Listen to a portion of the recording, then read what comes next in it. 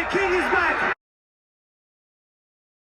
Open Mat MMA. Today we're doing a UFC 287 post-fight show. We're going to be breaking down the card, going over our bets.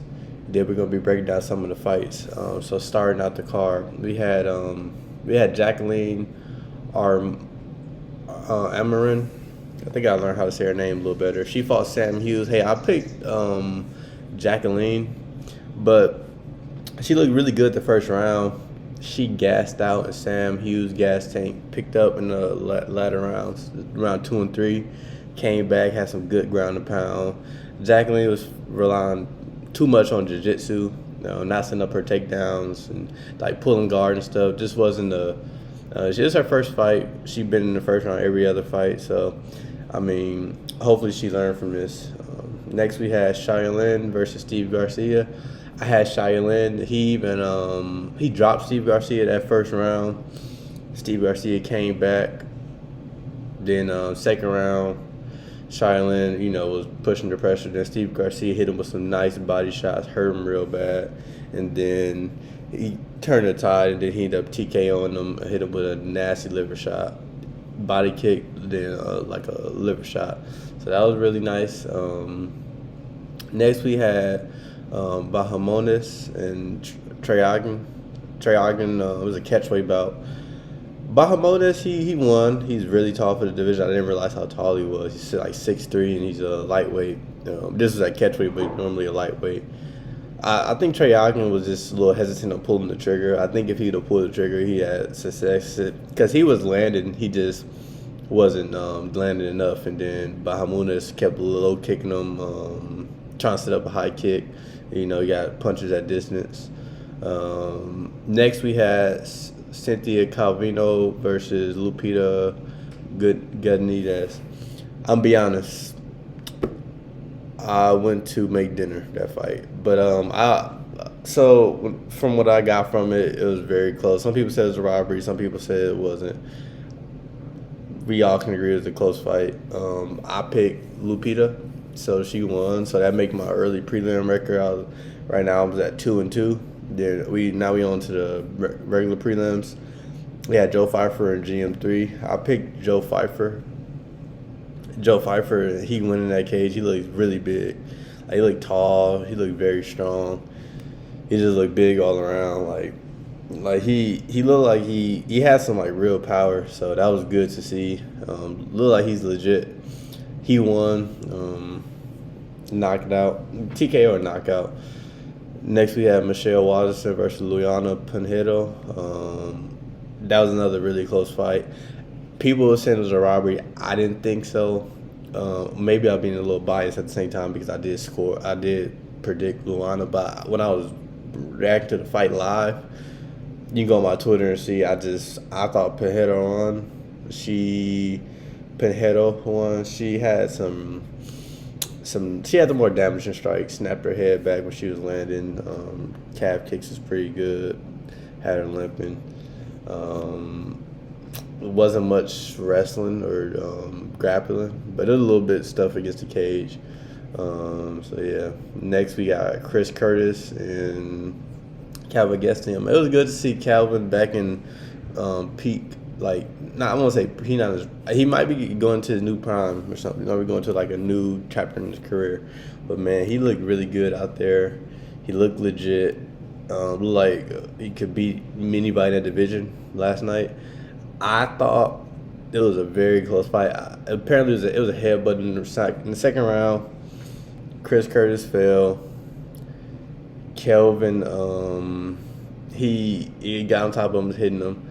I think if it wasn't for that, Chris probably wouldn't run around. But the announcer said it was a headbutt. I didn't see it. It probably was because it just looked weird. It looked like he wasn't moving for a second. But Kelvin looked really, really good. Like, it was a really competitive fight. He won the first round it was definitive. And then I think Chris won the third round definitive, so it all came down to the second. And Kelvin honestly won the second round. Whether it was a headbutt or not, he won the round. So for my prelims, I had a 3-0 record, so that bring me to 5 and 2.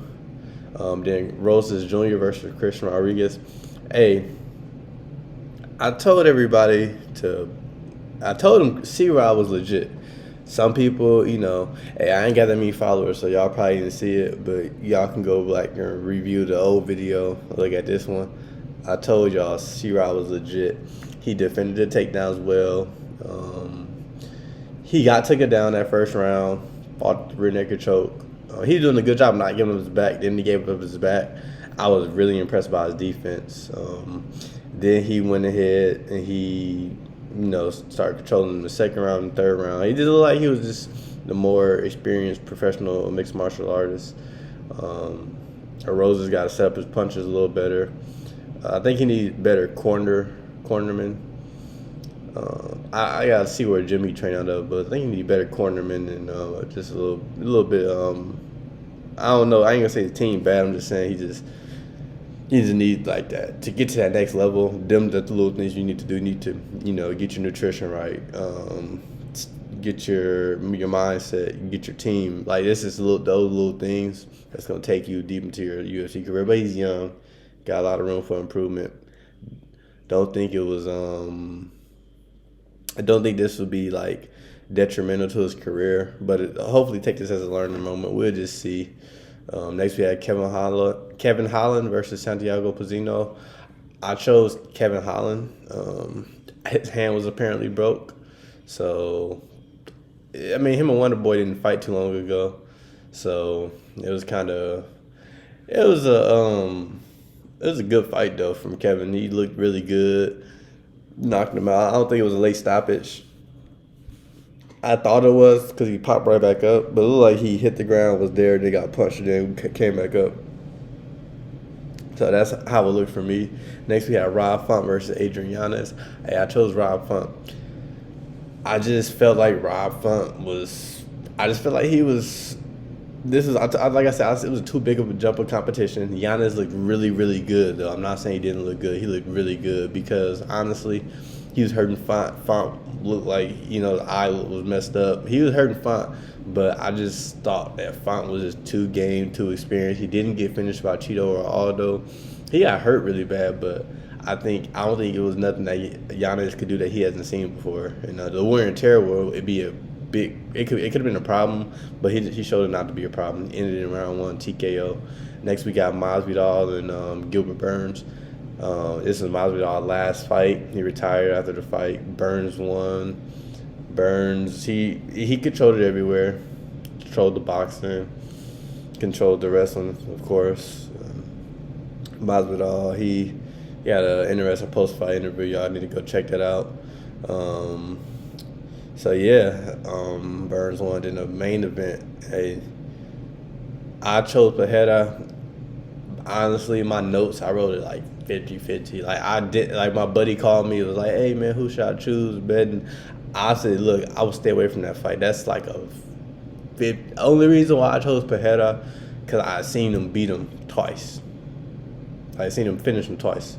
First fight was controversial, but I seen him beat him twice. So I wanted to see how Izzy come back and fight him. Man, it looked like he played possum a little bit. That's what people were saying on Twitter. To me, I thought the leg was a little bit hurt. I'm not gonna say he probably was like overcompensating on it, but it looked like it was at least hurt, But man, Izzy looked like he looked unbelievable. Like the problem is with Izzy, he didn't beat everybody in the middleweight division, like the contenders. So, like, what can he do next? Dana said it looks like Pereira might move up to 205 because he had to burn like 2 pounds in the last hour. I don't know. Hopefully you see a third fight out of him. I think Alex needs to take some time off because he got put out cold. I love Alex. I love, like, the whole persona, everything, but Izzy, honestly, he just looked like the better mixed martial artist, and like everybody agreed. They were talking about the left hook, but Izzy took a left hook, but man, he gave it right back. He put him to sleep. I honestly I was super surprised, but man, that was a really good fight card. I ended up going 8-4. I picked for the main card. I went 4-1. I picked like Rodriguez and Font, which was like the big underdogs to win.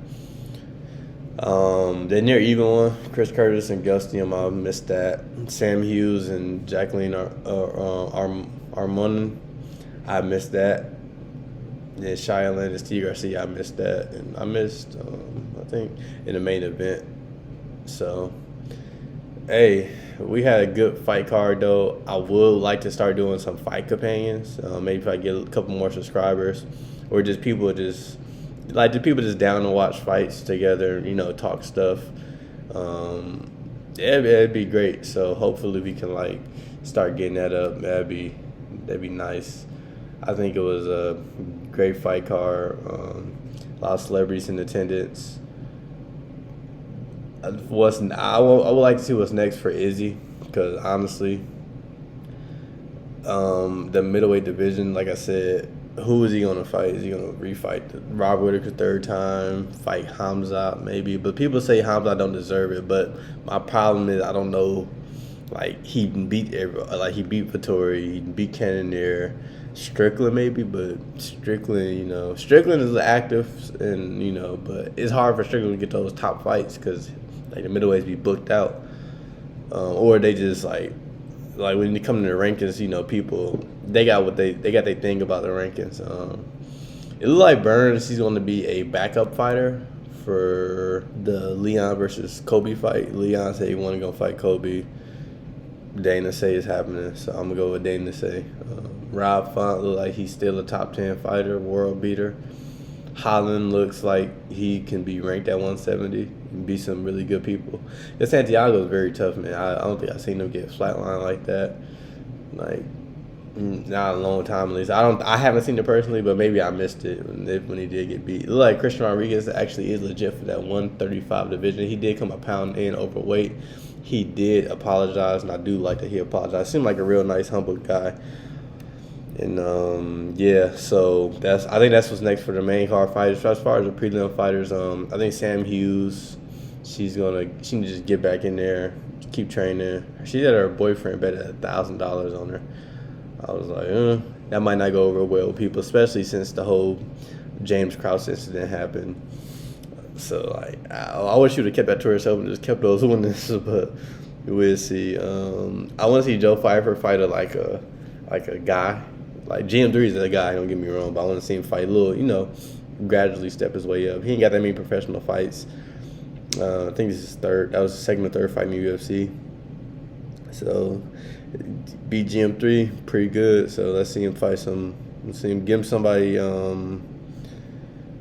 else. That's legit. GM3 legit though.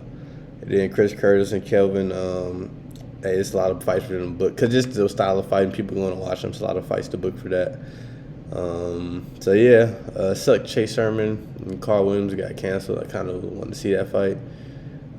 I just wanted to see. I was watching, extra fight because it ended up talking the first 30 minutes of the show because the fight got canceled. But yeah, that's the full breakdown. That's what I thought about the fights. I was 8-4. I might post it in my bio. I was 8-4 UFC 287. So that might be a good thing for me. I didn't post any parlays. The parlays I recommended, they didn't even hit anyway. They almost hit, but who missed it? Chris Curtis. I had him winning and he didn't win. I'm not mad about it. It is what it is. It happens. But UFC 287 was a great event in Miami, Florida. Hopefully they go back. Next we got the fight night between Arnold Allen and Max Holloway. That should be a fun one. I think I'm gonna cover the PFL 3 next week though, just to get into all realms of MMA. So hey, if you liked the video, please leave a like. Sounds cliche, but like, comment, subscribe. This is Open Mat MMA. We're out.